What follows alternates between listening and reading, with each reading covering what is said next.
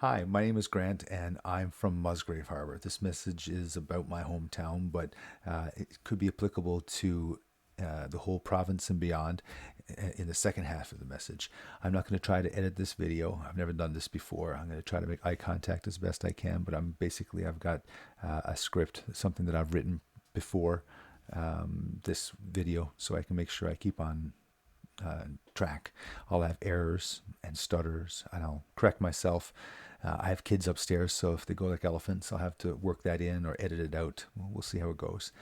I'll take an intermission halfway through, and I'll be drinking this to wet my whistle. I was born here, but I had to move away for about 20 years. Now I'm back 20 years later. I have a family of five, six people in my family, including grandma, and we have a home here in Musgrave Harbor. I decided to run for councillor of Musgrave Harbor for the upcoming election 2021 after I realized that good ideas have a difficult time taking hold in this community.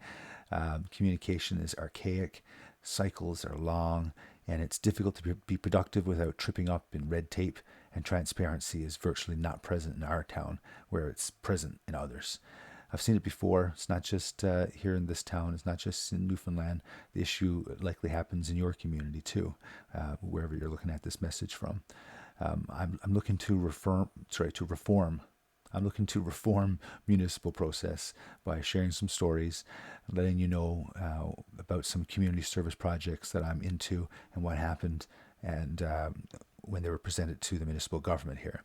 Hopefully, this reform will come to fruition by inspiring others to pay attention to what's going on in their municipal government and get more involved in influencing the direction of their own community.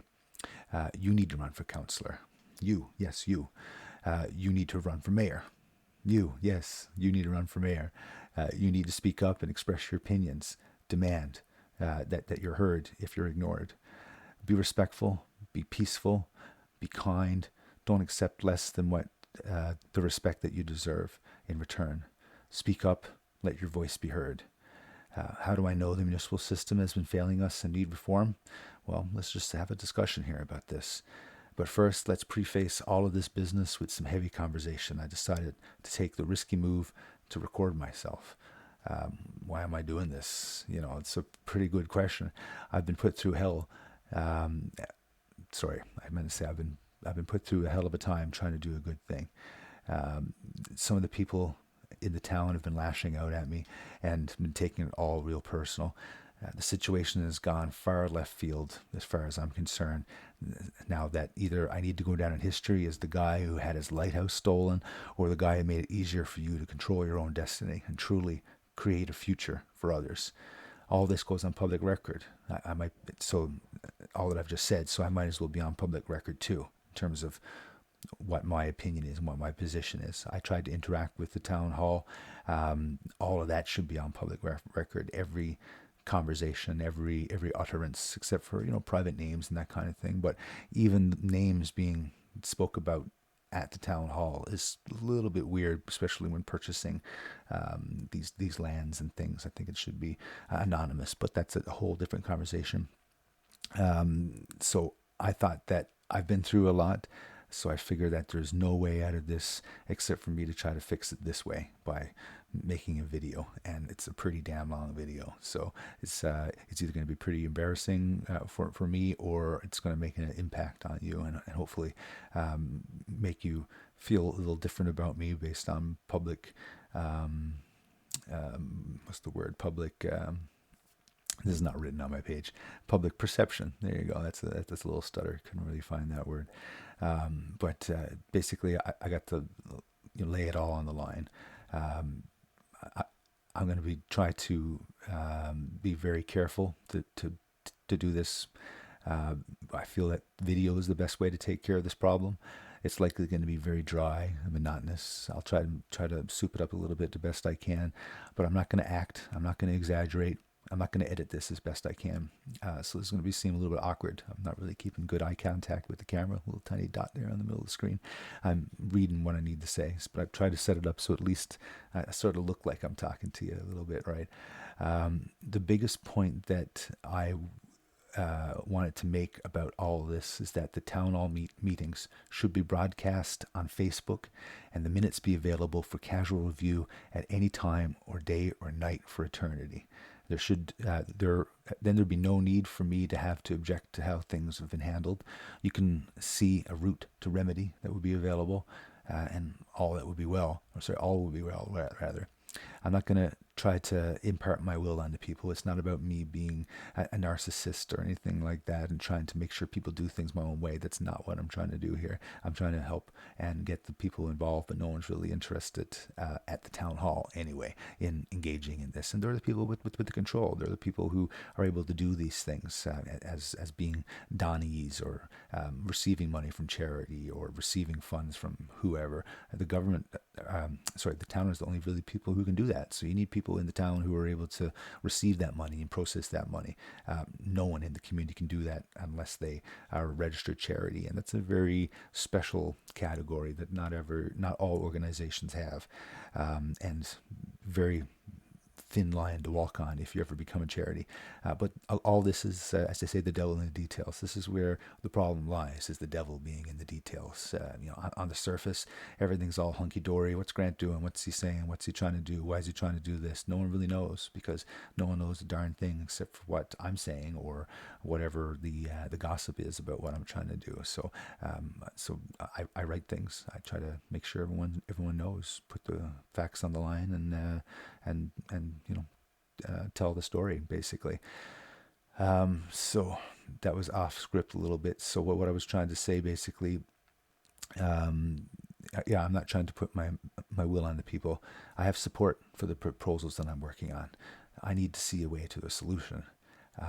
This is not written on my thing either, but go off script again. If I were a business that actually had money in my pocket, my own pocket, Amazon was setting up a distribution center in on the bog behind school, they would sit down very interested, and everyone would be looking at them wondering, what's going on here? What's this bog? This bog distribution center that's going to go happen in here, but basically it's the same. I really had a tangible $50,000 charity funding that was available through a couple hoops, but was available for us and at no cost to the town for any of this. It was all provided by charity, but a year later we might be able to get things set up, but there was no real need to slow things down. But that's not really the point of this conversation either, though. Today's conversation is to talk about transparency and to give a little taste about what happened at the last town council meeting as it pertains to myself. I was going to do a full report on the town council meeting as if it was available for you to look at on a video or whatever, so that you can see it yourself. But it got really heavy, me trying to type things and not make sure I wasn't interpreting things. So it turned into 24 pages worth of stuff. So that's what we got to listen to for the next little bit. We'll try to go as fast as I can. It's in writing form. It's a lot to read. It's, like I said, it's 24 pages, but it's a lot to talk about as well. It took me many hours to prepare this for no pay. It took approximately 10 hours or so, plus the time to record this. Don't know how long that's going to take yet, but maybe about a half an hour, maybe longer. Much like all the effort I put into other community services, nothing's a flyby idea for me, and I have everything well thought out. I'm not looking for credit or recognition, pats on my back, or anything like that. All I'm doing is looking to collaborate with some ideas, so that your ideas and my ideas can happen. You're amazing. You've got great ideas. All the things that people looked at you cross-eyed about, wondering why you were thinking that weird idea about how to make the community better. Where are you going to get all that money to? That was an idea, inspired thought. Follow your inspired thought. You are amazing. You're a creator. You can do anything. You can create and contribute. That's my motive, is to create and contribute. None of what I've said so far was intended to get across, or that I've tried to get across, I should say, was ever directed at any individual or their reputation. Even though the citizens have their own conspiracies and their negative comments swirling around about the current town council, I've not participated in any of that. I don't agree with negative and unproven gossip. I focused on the task of bringing ideas and services to the town. I'm not trying to spread rumors that could have negative consequences, but I do gossip for the purpose of being informed. You need to speak words to tell stories, and sometimes that can get hairy. If you shake trees, different things fall out. If you take a look at my Facebook page or search my name, you can see that I'm not confrontational with individuals, nor do I post conspiracy theories or mean spirited comments. I don't throw my own crap, but I'm sure damn well will throw back crap if it comes my way. There are very few people that I've developed a thick skin for, but everyone else I look at as friends that I've yet to meet. And even the people that I've seen to be having some trouble with right now, I'm not trying to give you trouble. Please don't give me a hard time. I'm going off script again, but I want to make point that I'm not trying to give you a hard time. I'm really not. You are a friend that I've yet to meet. Some of these you guys haven't really spent any time with you. I don't really know who you are. So you're still a friend I've yet to meet. The individuals themselves in some cases, and the families of those individuals I've adored throughout my childhood. I still do. I've been saddened in recent times. I like to get all of this behind us so that we can love again. It's heartbreaking to have a personal assault waged on me when there's misunderstandings and what those people are saying about me. To think that the acquaintances of those family members believing that I'm against them appalls me. I'm very sorry for that, but I'm not sorry for the changes that I'm looking to make. It's due time. It's easy for me to do nothing and let things stay the way they are, and to live out my existence until I die. But that's not what I'm here for. That's not what I'm doing. That's not why you're here. You're here to make a difference. You don't disbelieve that you're not here to make a difference. Who am I? To talk about something bigger than me that involves so many. I'm just a guy with ideas, nothing more. I'm a person just like you. My ideas are fallible. I'm just like the next person, but anybody interested in participating should be welcome to participate if their ideas have merit. My life's employment, and my personality type is aligned to help people. See, there's no edit there, but what am I going to do? So it's my life's employment type. Whatever, you heard what I said. It's my career path to analyze systems and engineer solutions and report on root cause analysis in case of failures. My expertise does not necessarily come from previous knowledge on the subject matter of municipalities or other systems, but rather it's my uncanny ability to tip things on its head and understand and find alternatives to difficult situations. It may not seem too evident in this recording, but I do have a great difficulty in speaking sometimes. I made a few skips so far, but I'm doing pretty good. I've evolved into a covert stutterer. I have issues getting a word in, and my tone is sometimes off. When I'm nervous, I sometimes have issues speaking. I write much of my thoughts when I need to share them, and that's really what people are experiencing. Is I put my words down on paper when I can't get things across verbally. People want to make blanket statements where you say a couple words and you mean everything. I'm sure it happens in your life too. Where you need to say a lot of things in order for it to explain yourself properly. If you say, hey man, that stinks. I just paid $185 for this perfume or this aftershave. What do you mean it stinks? Well, it's a little strong. I didn't mean it stinks. Sorry. But you've already said it stinks, so you've already hurt somebody's feeling. But that's why words are so important. It means different things to different people. And I'll get into that a little later too. But essentially what I'm trying to say is that, it's difficult to communicate and get words in sometimes and use the right words. I choose wrong words sometimes. When I'm nervous, I have issues. Oh yeah, basically I was saying that I write things down. So the effort that I put into speech helps me with the skills to connect all the webs of information that helps me understand the world. It's mentally exhausting at times, but beneficial for understanding concepts and connecting the dots on complicated subjects. Sometimes it overloads people when I try to give what I feel is important to conversation. When people talk to me, they go, oh, is it information overload? No, man, give it all to me. And I just take it. But other people feel it's too much for them. It's a symptom of my covert stuttering. That's just the way it is. So that's what you're getting here. When I put an effort into explaining things at the town hall and I received less than an accurate response in the negative, I was surprised at the outcome. When I came to terms with what happened and thought it through, I decided to share the information I found with you and work to rectify the problems. Most times when you share ideas, you need to use words, and it takes words to inspire uh, change, and it takes words to motivate actions and to complete any change. People sometimes misinterpret words. See, um, mostly because they attach feelings or alternate personal meanings to the word, unique to the dictionary. What's needed in this situation, where interpretation could be possible, is a conversation, especially when the people uh, is boldly objecting to the alternative facts or the alternative position to the facts. So if I say, it's white, and somebody says, no, it's not, then the person who says it's not really should provide information as to why it's a problem for them to not believe that it's white. Doesn't mean that the person's wrong.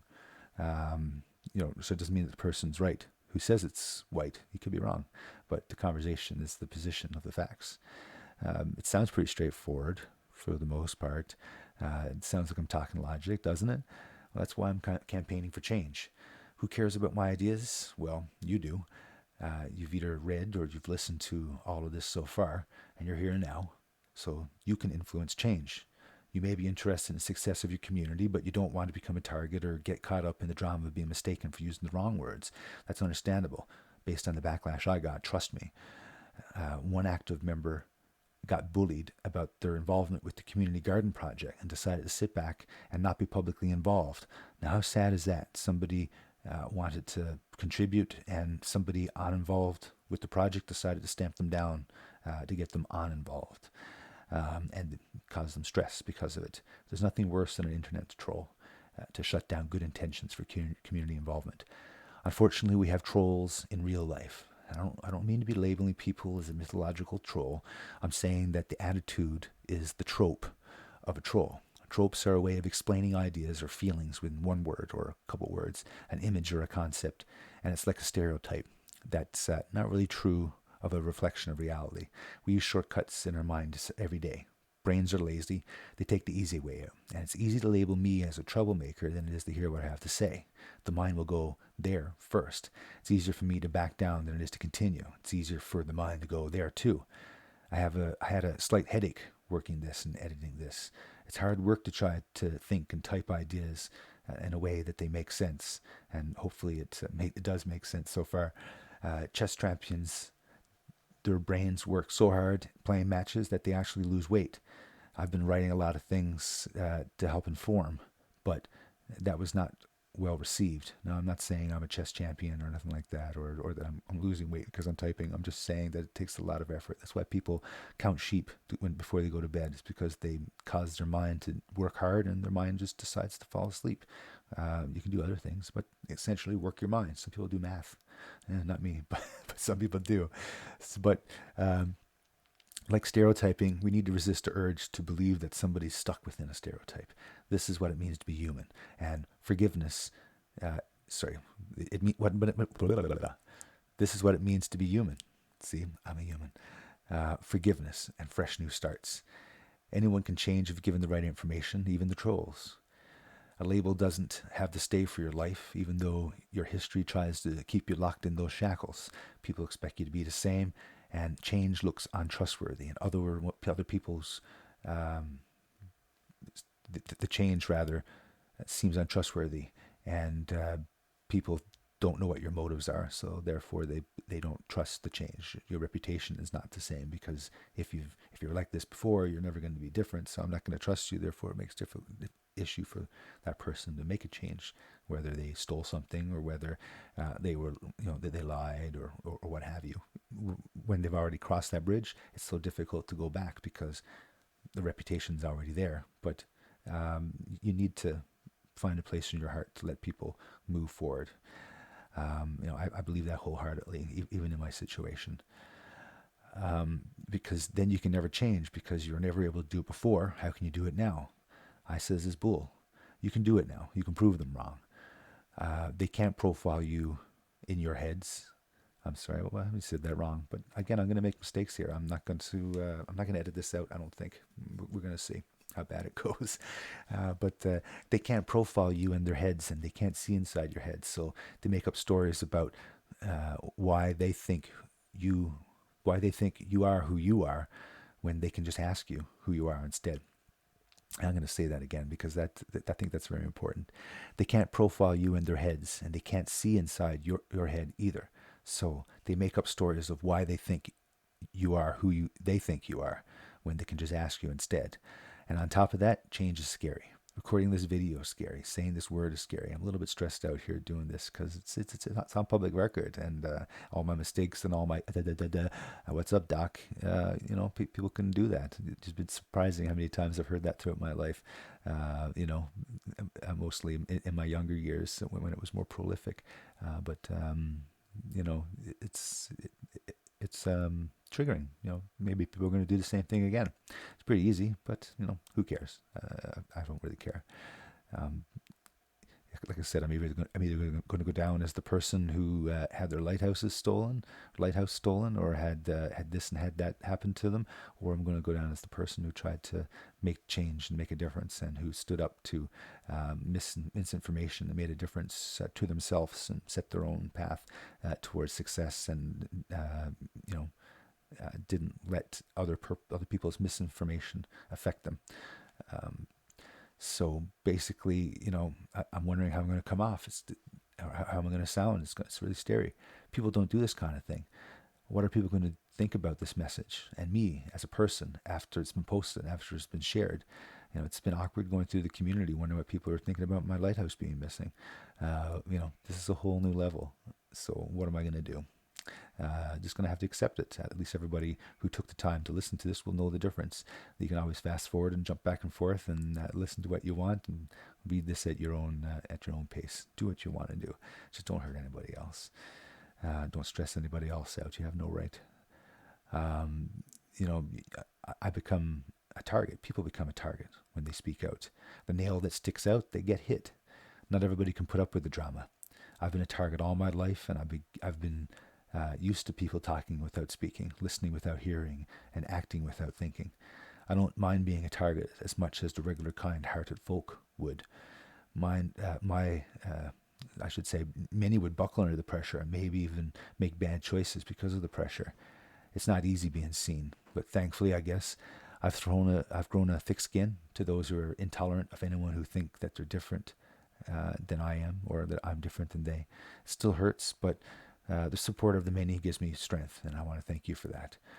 The situation's a very messy concept. So that's why I'm doing the video. There's no way that I can write enough to. I don't talk to enough people to change any reality here in town. So the only way that I can set things straight is let people know exactly what's going on. Um, if this was a bigger place, it still would be applicable. This would be a similar method, but there would be avenues to talk about the problem, and it would be more serious, especially on a larger scale. I have close on 300 people interested in the community garden, for instance, and that's quite a large chunk of the community. No one's ever called into the town hall and spoke about it, but does that mean they're not interested? No, it doesn't. It just means they're not interested in talking to the town hall about it. They've seen what happens when you talk to the town hall, so there's no point in doing so. So if you want to come and have a chat with me, sit down, have a conversation with me in smaller chunks, feel free to message me and take a pop by. I'd love to hear what you have to say. When discussing mistakes and fallacy, it's important to be sure that when critical, you're constructive instead of destructive. We've all heard this before. Conversation, growth, and reform is my goal, while being kind. I invite you to visit me with open arms and open mind, while not intending to be aggressive. I'm a socially awkward person sometimes, though, most of the time, really. So you'll have to work with that, and I'll work with whatever human condition you have as well. As a talent derived from my covert stuttering, I have the ability to assess systems or processes and make a sense of complicated things. I'll take this natural ability and I'll share it with you. Isn't that what you're taught in school or taught growing up about gifts, is to share it? Well, that's what I'm going to do, is share it. Same thing with my singing. I'm 40 years old and trying to do something with that. I'm going to take the time to work on doing some recording and sharing ideas and concepts through song and music. So you're welcome. And that's not being full. It's full of myself. That's me being confident, just being, just honest. You're welcome. Thank you for everything. And thank you for you being you. I'll be me, you be you, and we'll be great together. It's really hard to share what you hold dear, such as that statement just now, because in fear that you'll be mocked or whatever you had or gave will be destroyed. Um, but you know that you must share it anyway. Another important point to make up front is that any comments that have ever been, or sorry, I should say, I want to make sure that you know up front that my comments never have been and never are ever intended to discredit any individuals. We're all human and we're subject to fallacy and mistakes, and hopefully we can learn and grow from the mistakes when they're pointed out, and we can move on. Shaming people is not the way to go. I must further preface that what I need to say by relating my first experience with the members of the town council rather, and the backlash that I got from the very, very few individuals of the community. Now, I'm not trying to point out you guys either. I'm just trying to say it existed. It happened. Whatever happened. But there are so few of you that lashed out at me. I'm so sorry. But I never did anything to you or your family, and I love you guys all. So I hope you guys can move on and get over it. I don't say that in a rude way, but please do. I know you can please some of the people all the time. You can please all the people some of the time, but you can't please all the people all the time. That's what the 15th century monk and poet John Lydgate said. Supposedly Lincoln said it too. He said something similar. But that doesn't mean that we can't make an attempt to clear up any misunderstandings. At least then, if aggression still remains after you try to clear up the misunderstandings, which is what I'm trying to do here now, if the aggressor, if the aggression still remains, it's the fault of the aggressor, not the target. And everyone will know. Transparency, right? There's no hiding in this day and age. Everything's all social media. Here it is me. I can talk to all you guys. And if you're interested in hearing me, you don't have to come to my house. You can listen to me. And if you don't, you can move on and you can just scroll right past. But likely this is interesting. I hope anyway. And you've taken an opportunity to take part in your community and your interest in what I have to say. Hopefully you're not listening to get mad at me. Because again, it's not a personal attack on any individual within the community. It's a process and procedural conversation, not an individual conversation. But in doing so, you need to talk about individuals to a certain extent because they are the people that would be on the video or in the minutes or broadcast if they were in a different community besides this one. So their words are public knowledge. So further to that, there's no opinions being brought against them and no negative connotations being brought against them as best I can anyway. Again, I'm human too, but I don't mean to be negative. But all of that preface, all of those disclaimers are very important. Hopefully I don't have to get into that more throughout this note because I'm sure it's getting quite old by now. Everybody would say, yeah, that's sure, that makes sense. Let's get over it. So what I'm about to say is a lot to read, so I've decided to film myself saying it to make it easier to understand, but it needs to be said. It'll introduce me as a real person to those who don't know me at all or have not known me as an adult, and it'll allow the empathetic person out there to look me in the eyes, to watch my demeanor and gauge what my intentions are rather than misunderstanding my words in writing, where there's no tone and there's much inference from your own mind. What I'm what I'm trying to say is I'll also post a transcript of what I have to say below the video here so you can follow along or read it without having to hear my voice. Some people may not care to know this, but some will like to know, and that message is not for them, the people who don't care to know. That's why you're still with the video or you're still reading, is that you want to know. It's really up to you how you want to receive and process this information.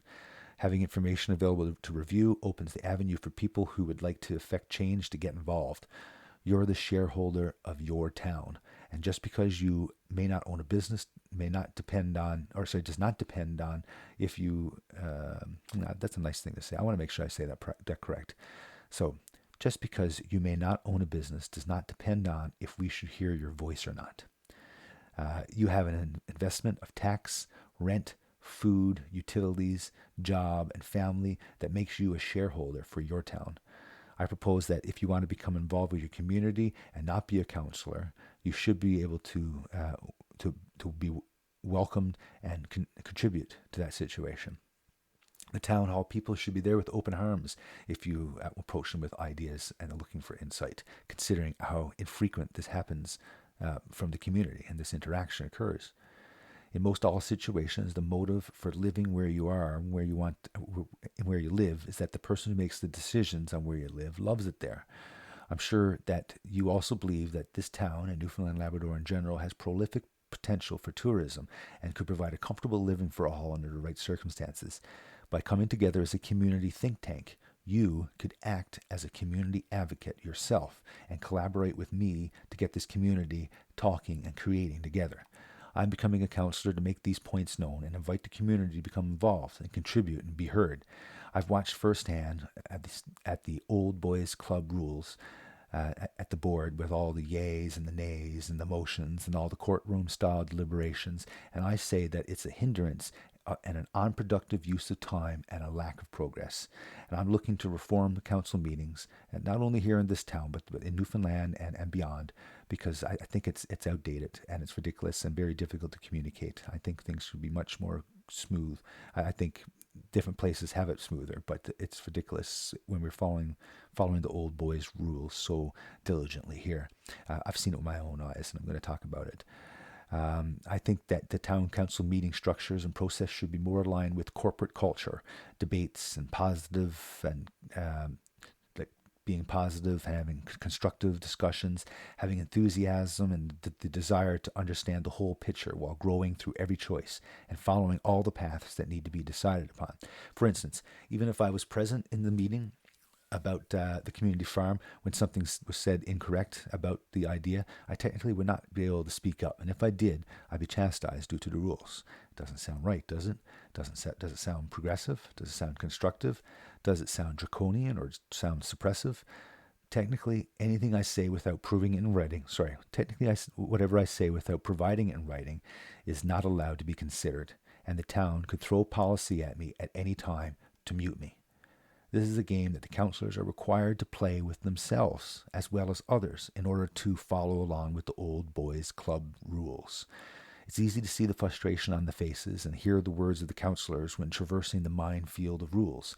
Some try to participate while some just give up and go along for the ride. In an ideal, productive society, anyone should be able to speak up and express their opinion as long as it's not disruptive, off topic, or with enough information that could be judged as something that could be delayed for a later point. I'm sure that many of the rules associated with the Old Boys Club can stay. I'm sure that some of the framework had sound reasons. It's a way to keep productive and ensure that there's no confusion about discussions. The clauses and legal framework can still be called upon in case of disruption, but what we really need to do now is make things considerably less formal and more inclusive.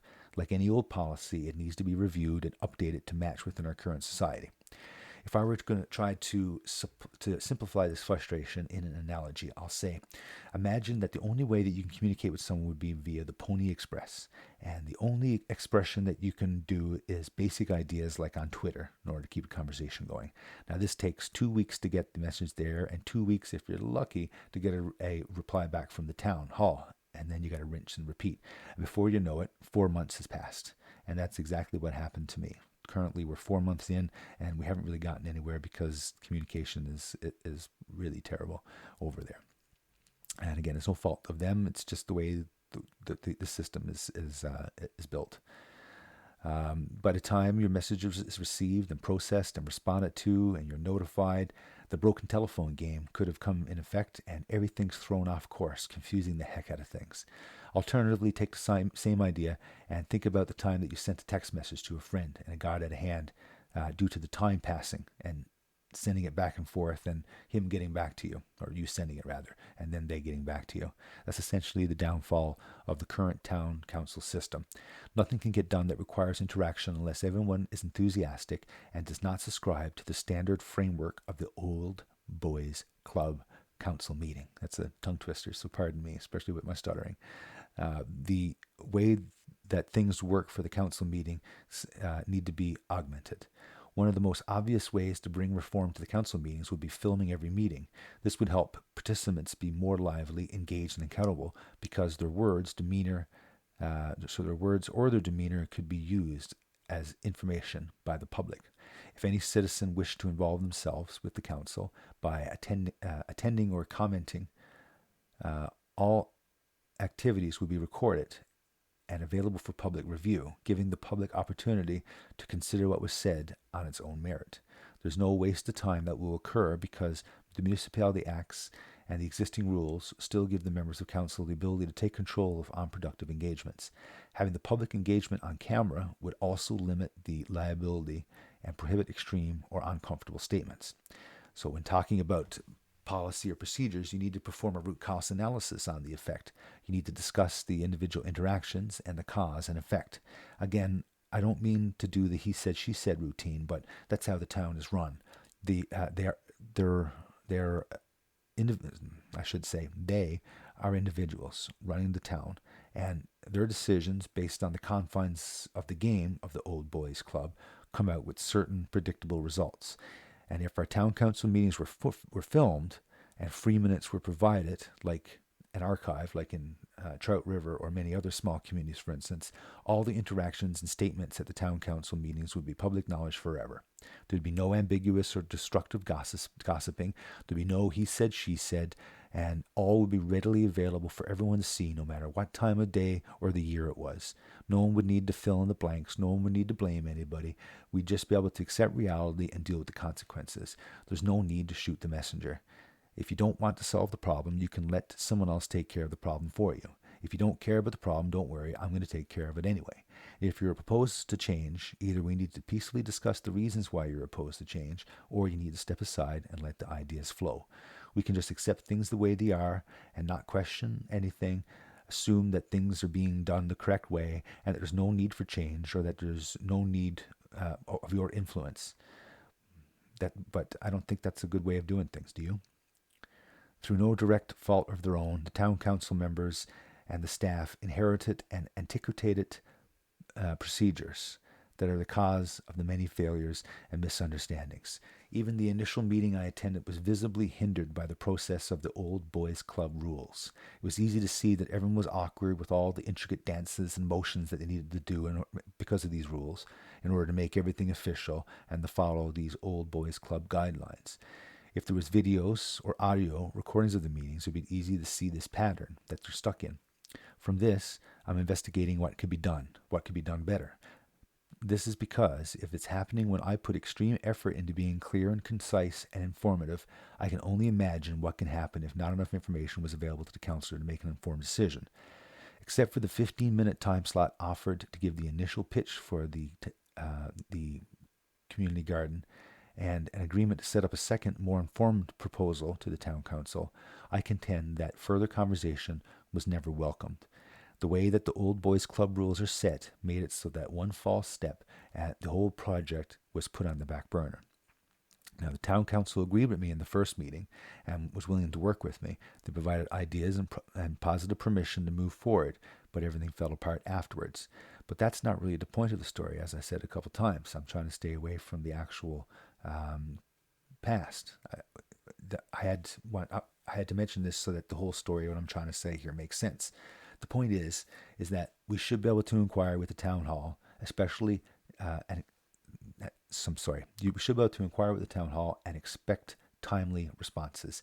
Have the ability to contribute to decisions without having to be part of the actual council, either through some policy or procedural, or misunderstood but intentional rejection of my ideas or communications. This ideal of open communication doesn't seem to be possible as things stand. Things get out of hand pretty fast in the Old Boys Club courtroom-style meetings, and whatever is decided on is written in stone and is difficult to revive due to the precedent being set. Only the next council can change a decision. Then, and also we learned in this meeting that even if a previous mayor makes a decision, that future mayors and councils can change that decision, even if that mayor says that things are true. But that's not the purpose of this meeting. But the purpose is to get videos and minutes being clear and provide it to the community without having to jump hoops in order to get them, because you are responsible for your community as a citizen. But we'll get into more details on that. That's off script again. If you have, there you go. Sorry, all this time I should have a little sip here. There you go. So there's no method for a mediator or appeal process if a citizen doesn't agree what happens at town hall. The only people that can get involved with interacting with the town hall is the legal process, if there's something criminal that happened, or the individual citizen. So if a citizen has an issue, they're the only people that can do anything about it. And that sounds like a major task, but it's not. It's the citizen saying, "Hey, what's that? What are you doing there?" Without having to be, getting to be chastised for asking a question. And the transparency would provide that availability. That situation just doesn't exist. If you have any problem with what's going on in town hall, only your voice can do anything to change that. It should not mean that in order to do this, you would have to wait for a new council to form. Not having access to history or easy access to what's going on in the town hall does not lend itself well to the balance of power and transparency. Again, if you want to look at any town hall meeting at 1:30 a.m. after a Saturday night hockey night game, you should be able to do so. At the last town hall meeting on the 15th of July, it was mentioned in passing regarding my suggestion to film the town hall meetings that it was expensive and the town couldn't afford it. And even if I was there, I would not be permitted to speak up and suggest that a 1 terabyte external hard drive, free editing software that the Hollywood studios use, or even something considerably simpler, and a free webcam is very affordable, or that I, as a trained computer person, could furnish that solution to them, possibly even for free. Training, too, all for the good of the people. I decided to run for councillor after I seen the need that when communication broke down really quickly without merit, that this situation needs to be changed.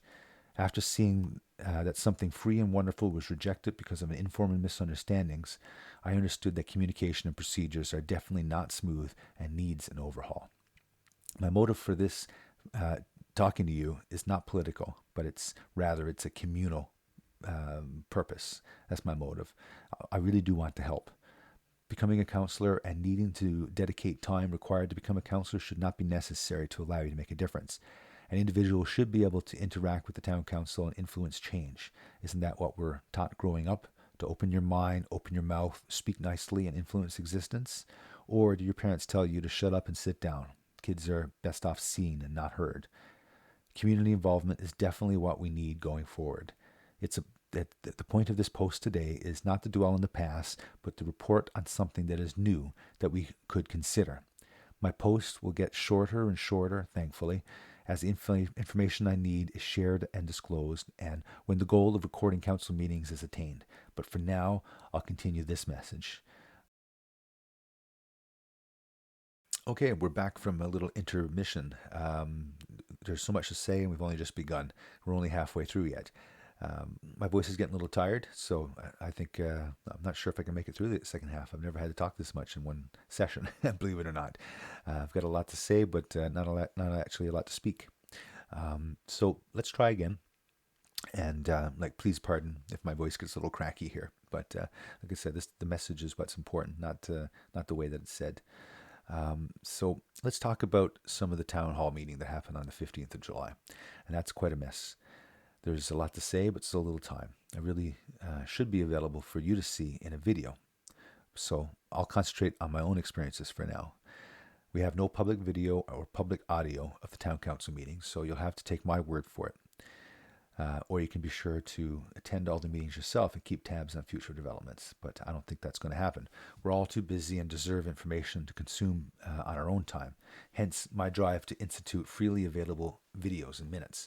The biggest issue observed at the town council meeting was that the councillors were not briefed on the topics of conversation. It looked like they got an agenda, but it seems that the councillors did not review the correspondence prior to the meeting. I submitted a 7-page letter about the Big Brook cemetery and the other community service projects I was working on, but specifically about the unmarked cemetery at Big Brook. The letter mail was sent after attempting to communicate with Town Hall and email and being asked to send letter mail. So let's discuss how this led up to this situation. I received an email on the 16th of June from the Town Hall chastising me about my involvement with Big Brook Cemetery cleanup. There were many incorrect statements and a complete disregard to my intentions. Before sending the 7-page letter, I took the opportunity to reply to the incorrect statements in the email to make sure that they were set straight. I tried to respond to all concerns in reply emails, but I was asked to stop emailing and send a postmail instead.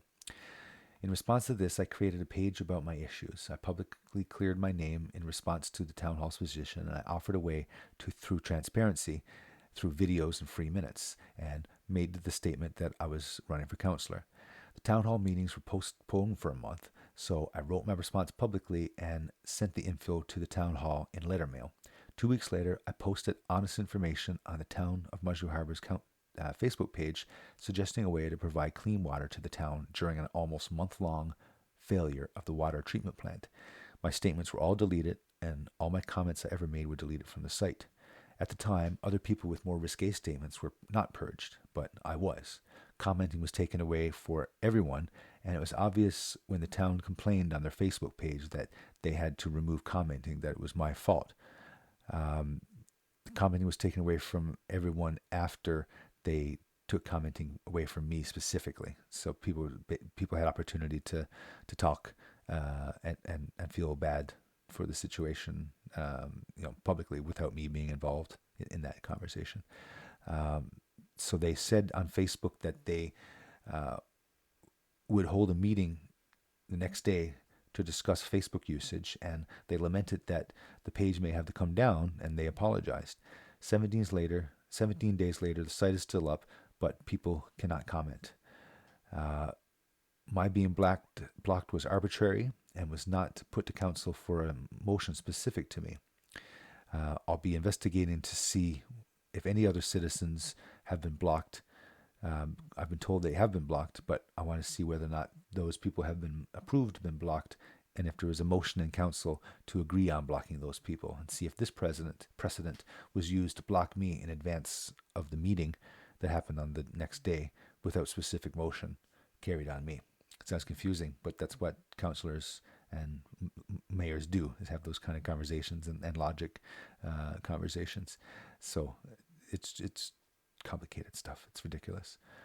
I take great pride in backing up my statements with data and links where necessary, and I was sure to not be rude, offensive, misleading, or biased. Having to set the record straight, I resolved to continue on the mission of getting recognition for Big Brook as a cemetery. That's not my recognition, that's the recognition of the cemetery itself.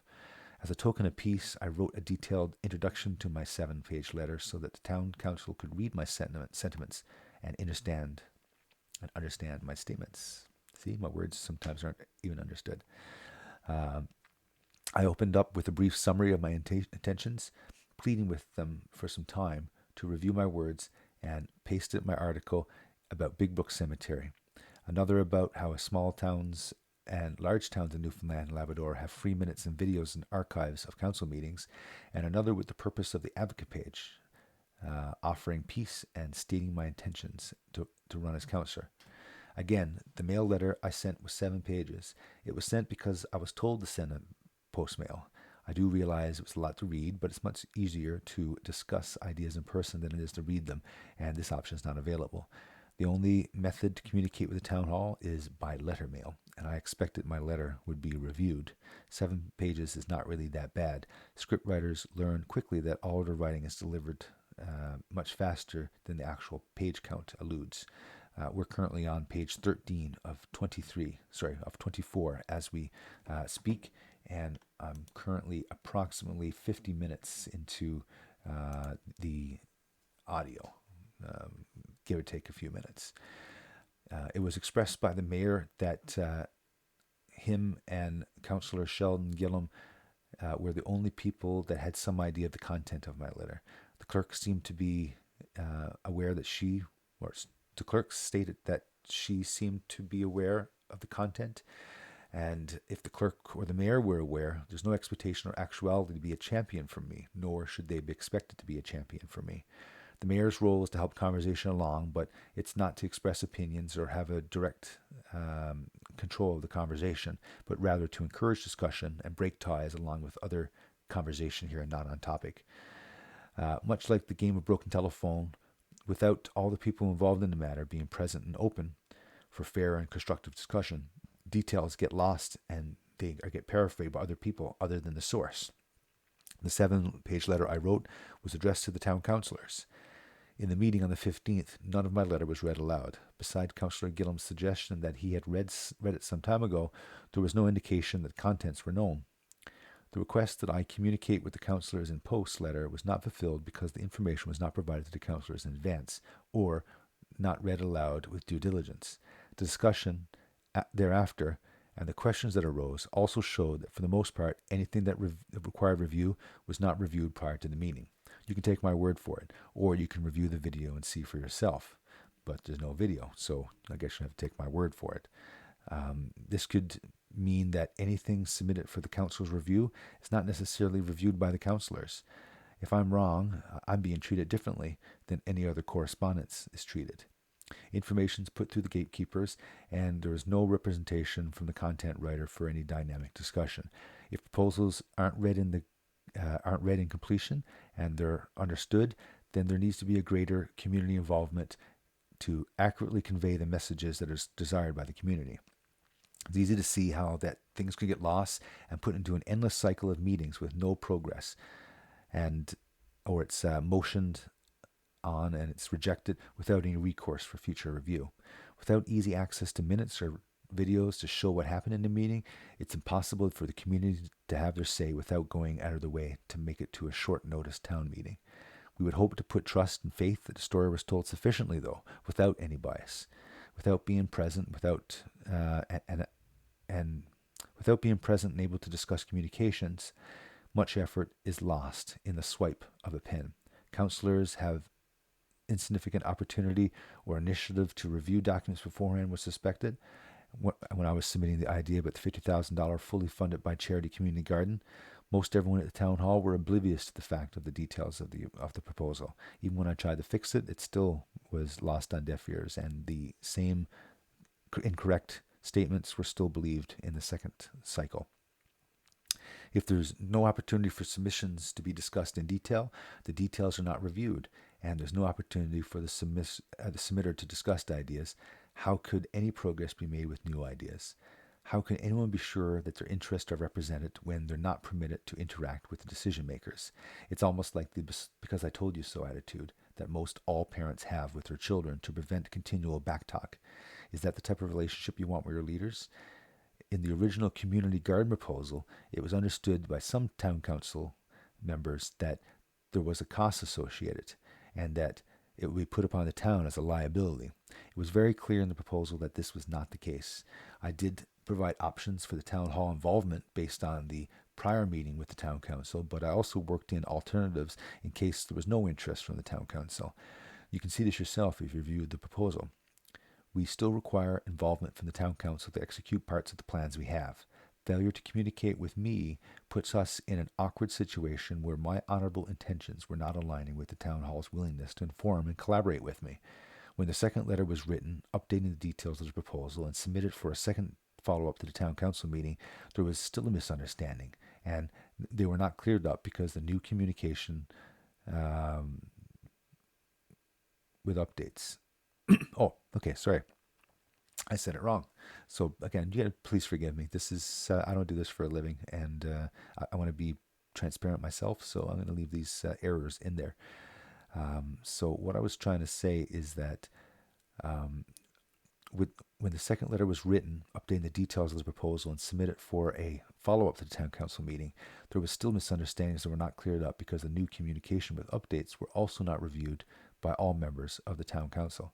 Due to COVID level 3, I was not able to attend in person and not able to speak on the telephone line, and decisions were made in my absence with no opportunity for recourse or further discussion. So let's get into the details of the last council meeting where they discussed Big Brook and my postal correspondence. This report I wrote and have been reading was a very long process. I started out wanting to quote people and not paraphrase unfairly to give you a very real conversation, but looking back and trying to capture the slang was very hard to do, and I'm not making fun when I read it to you. Towards the end, I paraphrase because it's really hard to keep up. The meeting went like this. So here we go. Under the category of correspondence, the mayor acknowledged me as Grand Abbot, 2 pieces of correspondence. The town clerk responded, yep, one is a 7-piece correspondence, and there's another piece, but it's not actually, I got it in as grant, but it was passed to me in accounts in a meeting, and I assumed that's who it was. Right? The second piece here, you, referring to Councillor Flynn, passed in. That was from Grant, wasn't it? It's not, there's no name on it. It's not signed or dated, but you passed it in at me at the meeting. Councillor Flynn responded, where's it to? Referring to the printout they received. To which the town clerk responded, after his first 7 pages, that's where you'll find it to, referring to Councillor Flynn. You scratched out stuff on it and everything, remember? Councillor Gillum responded, if it's not signed or addressed, the town clerk interjects, yes, and we, yep, I know, and where it was passed in to me here, and we said you would bring it to the next meeting, I just put it in, right? Mayor Hallett breaks in and says, it's not addressed to nobody, it's not signed, it's not signed. Other people attempted to speak. Mayor Hallett continues, it's just notes passed in with no signature on it, or we don't know who it's from. It's just, I'm not even going to address that. The town clerk intercedes. Okay, so, Mayor Hallett continues, there's nobody's name to it. It's not addressed to anybody. A lady thought to be Councillor Lynn McCarthy responds, well, it's addressed to the council. To which the mayor and town clerk almost simultaneously respond and use almost the exact same words. That one is not. The Councillor McCarthy asks, what one? The mayor replies, on the last page, on the back of page 7. My 7-page letter was addressed, dated, and signed. None of it, or this unaddressed letter, was read aloud, or in order to be not permitted into the minutes. I'll provide the note that you're referring to, though I can't recall the specifics how they got this and why it's different than the main document. It's been a month since the official last council meeting, and it's over a month since I wrote that. The last meeting was an emergency meeting to talk about issues with Facebook, commenting on Big Brook and me. So, the mayor started to read. It says, in 2019, I contacted the government of Newfoundland Archaeological Department. The town clerk interjects, that's how it starts off, yeah? Essentially preventing the rest of the letter to be read and then being entered into minutes. The mayor continues, that's how it starts off. The mayor continues, there's no address to nobody and not even signed. There's a 7 seconds pause, and Councillor Gillum asks, how do you come by? In which the town clerk responds, Cynthia gave it to me passed it in to me last meeting, in the meeting, during the meeting. She said it was over and said, during the meeting, she passed it over and said. Councillor Flynn says, no, I. While the town clerk continued, can we do this? Can you? And you guys said no because it was during the meeting. Councillor Flynn further interjected, I said next meeting. Someone responds, yeah. The town clerk continues, do you remember that? You said we're not opening it right now and we'll bring it to the next meeting, right? Do you remember that? What sounded like the mayor responded, yeah, I remember that. And the mayor continued, sure. After looking at it, it's not addressed, that nobody or not even signed, so we don't know who it's from or who it's going to.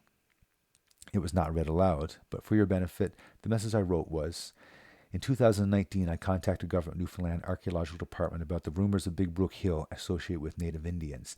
They had said that there were items of cultural significance found in the area before, and that they were interested in coming out and checking the area and securing the area, making it recognized by the government as having cultural significance and protecting the grave sites from future desecration.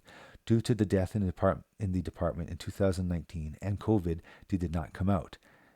After my attempt to clear the area from glass, fiberglass, metal, and wood, and the subsequent negative experience with the town council, I contacted the government again, and as well as another organization called Black Cat Cemetery Preservation, and they're interested in coming out to take a look at the site, assisting the government with their investigation.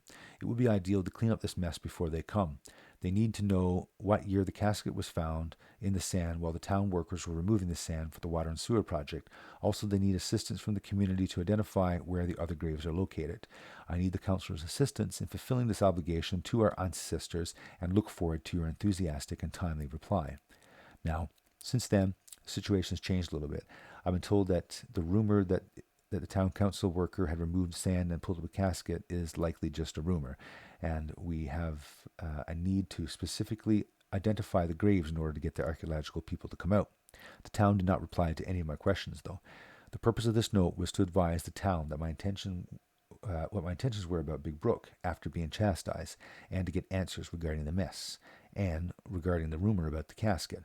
Remember, I was essentially told off after trying to clean up Big Brook Cemetery and told to stop sending emails. This, and a 7-page letter, was my setting the record straight for council.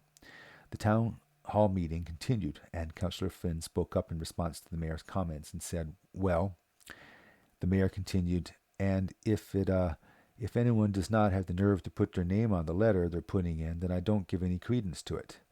He continued, if I write a letter to complain about something, I'm going to put my name on it and addressed to who I wanted to go to. I'm just seeing a piece of paper.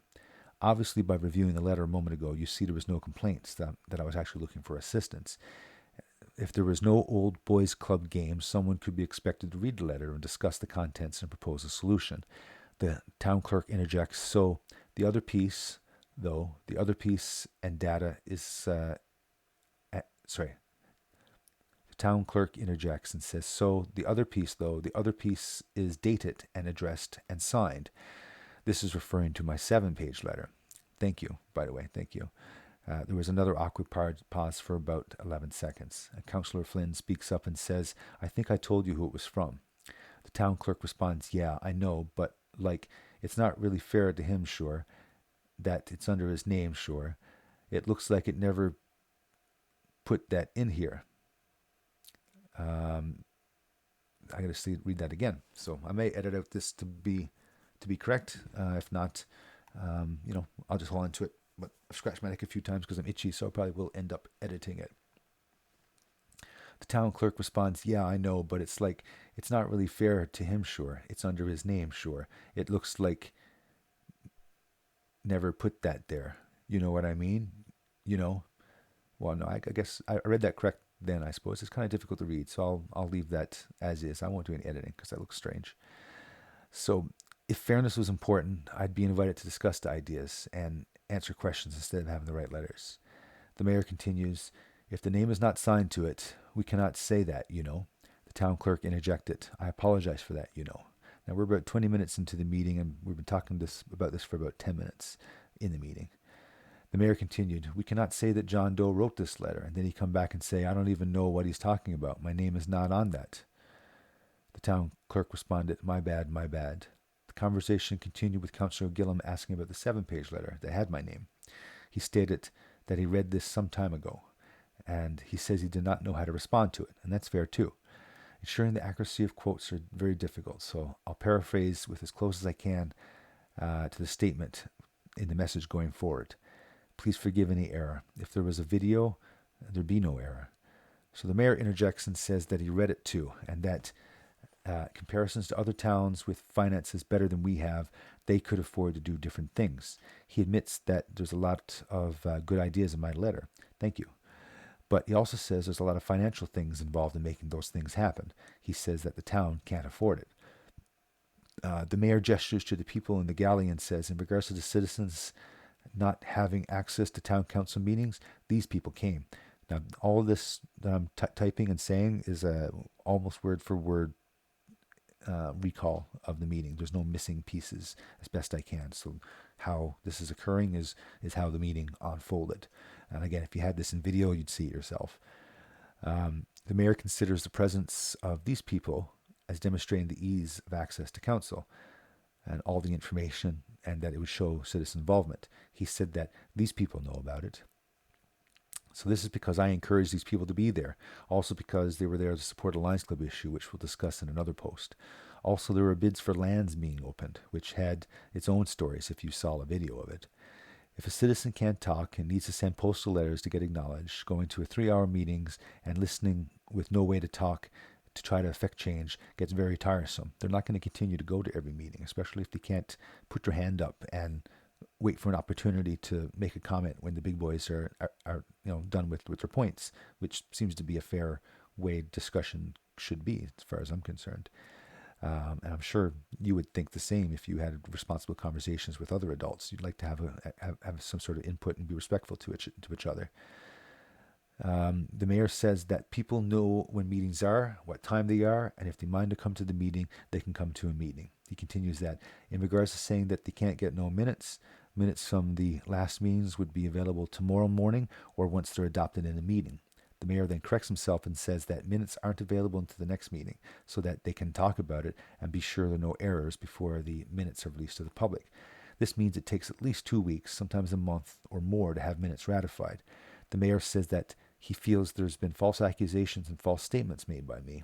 I'm not sure where this comes from, especially with no words or situations in that statement to back it up. I feel very sad about this. I really do. I'm not sure what he's referring to. Nothing was said personally against the mayor, and even what I'm saying now is not a personal attack. It's just a provision of his public words, and there's no opinion injected here. It's just matter of fact. I need to protect my own reputation, and I'm being very careful not to affect his or any other people. I'm sure you can easily see members of the council are public members. I'm sorry, public figures rather. Members of the council are public figures. Employees are not. If there were videos of the town meeting, it would be seen by everyone, and there'd be no secrets and no he said, she said. The mayor then said that his personal opinion on my 7-page letter is that it's a campaign letter, and there's another 11 seconds of silence. Reviewing my Facebook page, you can see my post regarding Big Brook Cemetery is a plan for memorializing the location as a cemetery. It's not politically seated. This is a plan that I could not share in person, but I can only do in letter. It was not understood or debated with any effective understanding, and it's my intent to inform council. I should say my intent to inform council was foiled again. I will admit that I do have interest in going for council, but it's mainly out of frustration over lack of progress. Councillor Gillum speaks up and asks if this information was posted on social media. The clown, I said clown instead of town. I really didn't mean that. I'm sorry. But the town clerk responds that she has no idea, which is likely true. She probably cannot say that she has any idea what's on Facebook. I actually blocked her in the beginning and blocked other people so that they couldn't bring me down with negative and destructive statements, and so that they wouldn't be emotionally bothered by what I had to say, because again, it's not about them. The mayor confirms that a lot of what was posted on Facebook, yes. So the town clerk responds that somewhere in the letter, he says, somewhere in the very beginning of it, he says, and then gives an uninformed, I'm sorry, I said it wrong again. Oh boy. I want to make sure I say this part right because it's very important. The town clerk responds that somewhere in the letter he says, somewhere in the very beginning of it he says, and then she gives an informed rundown of my introduction and says that the remainder is posted to Facebook. The opinion is given by the town clerk that what I provided was a little much. There's another 11 seconds delay, and then Carla, my wife, breaks protocol and exclaims, "So are you going to discuss this, or you're just going to say that?" The mayor responds, "Unless you've got a point that needs arrangement to speak at a meeting, we won't accept comment from the group. In order to speak at a meeting, you need to make an appointment to get time to speak at the meeting." There's another 13 seconds of silence, and Councillor Gillum continues to talk about the letter. Thank you, by the way. He suggests that some things listed have been taken care of before and don't need reaction. He says if there's anything specific that they could talk about. He mentioned that my letter says that Councillor Flynn was going to put a motion to the floor to make the area a heritage site. Councillor Flynn speaks up and says, "Yes, I will motion that." The mayor says, "In the beginning of my term, I said that if councillors ever wanted to put anything on the agenda, that they would have to put it in beforehand." Then he said, essentially, if Councillor Flynn knew 2 weeks ago that she was going to bring something up at the meeting, that she should be sure it's on the agenda. Councillor Flynn said that if need be, she will stand on point of order to be sure that the motion is put on the table that she could and that she could do this at any time. She challenged the mayor to check out that fact. There was another 12 seconds delay before Councillor Flynn continued to give her opinions about the existence of the graves and how it should be protected and that the town should support the effort. 3 people asked for what in regards to if the town should support the effort. The councillor responds that 33 people were buried down at Big Brook. The mayor questions whether or not we could confirm that any bodies were buried down there. He was not aware of the existence of a cemetery except for rumors. Councillor Flynn advised that she has confirmation and told more details about the relationships, names of the families, as well as the backgrounds of the people buried there. I left that out because it's kind of private. Conversations became flurried, and also it's hard to type. There's lots of conversations going on here. All good facts, but some strange statements, concerning statements. And there was a discussion about the location of the graves, how the markers disappeared, and what religion they would possibly be associated with. The religion of the people have not been discussed or determined, but the Salvation Army is willing to put their name on the acquisition of the property if the town is not willing to initiate the Newfoundland Heritage Site recognition by motioning their interests and doing so in a meeting. Councillor Flynn explained Councillor Flynn tried to explain how the heritage designation works, but was not that clear, and that's okay. It's a little bit confusing, and I should be there to explain it anyway. Basically, like I said, the town needs to motion their interests. Newfoundland Heritage will take care of the rest, and there's no need for the town to maintain the property in the future. It's just an official recognition through the easiest route possible. We have 2 thoughts on how to mark the cemetery space. One is to drive spikes in all corners of the yard, like surveyors do, and to install monuments in the area with names of the deceased on it. Those are the 2 different things: spikes and or monuments. And in the meeting, there was a talk of the existence of the graves, and someone said that it was unknown, and it was a surprise to a few of the people on council. Some people who've been around for a while were not aware of this. Talk of permits and talk of who needs to be responsible for this occurs again, even though there was mentioned earlier how responsibility worked. The Lions Club is mentioned as the face of the project. There's a question as to what the town's role on this inquiry was, and the fact that it was easier for the town to apply for heritage status and get funding than it was for anyone else to apply, and that was mentioned. And in actuality, the town needs to motion this into effect, or we need to do it ourselves the long way, which is acquiring the property and paying money. But if the town did it themselves, there'd be no money involved because they would declare the space a heritage site and get involvement from the government. It was assured that the town would not have to take any financial responsibility for the project. The question and answers were reaffirmed that if the Lions Club could set everything up, could the town stand behind whatever was necessary to accomplish the task of recognizing Big Brook as a cemetery. Essentially, it was decided to leave it for the new council, but at least we had information and visibility on the project. I'm happy that this idea was discussed a little more, but many questions came up about the nitty-gritty of how to make this site historic and whose responsibility it would be. And I have all the answers because I've done all the footwork. Carla, my wife, was attending the meeting, and she was available to answer those ambiguous questions too, but because of the Old Boys Club rules, she was not inclined or permitted to speak. There were simple answers to things like, if the town does heritage recognition, no one has to own the land. My understanding is that we just mark it physically, and the geographical information databases are updated with the coordinates. Heritage Newfoundland takes over after the town gives motion that they're interested in recognizing a heritage site, and there's no financial obligation, and there's no obligation to maintain the property by the town in future years. These are very easy questions to answer if there's open dialogue and dynamic discussion, and if it was permitted at the town hall. But because of the way the Old Boys Club operates, letter is the only preferred communication. But it's obvious that this did not work in this situation. The meeting continues, and the mayor asks if there's anything else to say about the correspondence. The town clerk says that absolutely nobody from the community has called to ask about Big Brook Cemetery, and that it was expected to get public inquiry, but didn't. It was indicated by the town clerk that because no one called in, it doesn't look good for our cause. If that's what they need, I would suggest that people please do call in. The mayor said that it's the onus of ensuring that a grave site is recognized that should be on the family. He said that he's never seen any indication of a grave site down there before, and he questioned why family weren't involved in this before now. The fine details of the conversation were very sad and discouraging. I won't get into it any more deeper for concern of construing perception against anybody. But if you play in the mud, you get dirty. It's expected. Now is the time to come clean and grow.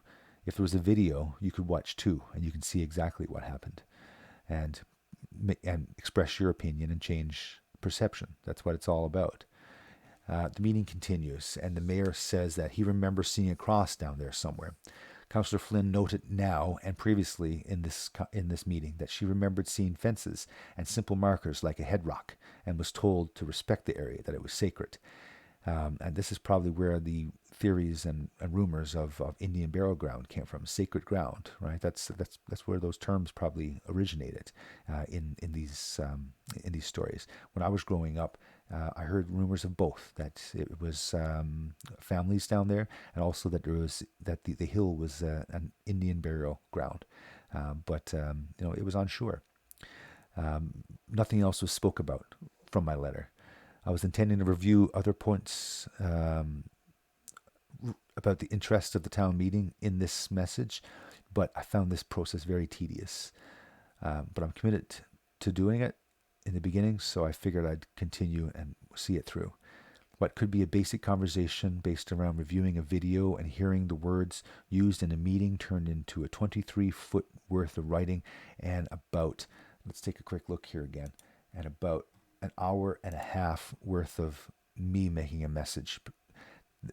Up to this point, we're only about 30 minutes into the town council meeting.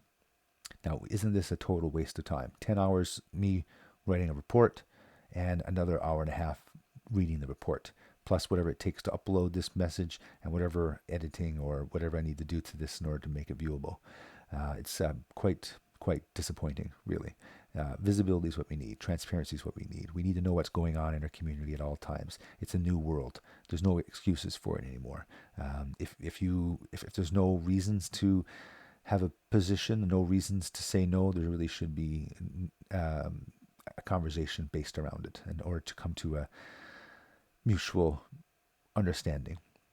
And people should have the right to support that person and say that they believe in the idea in order to use true facts to continue the conversation and not have to use rumors or gossip.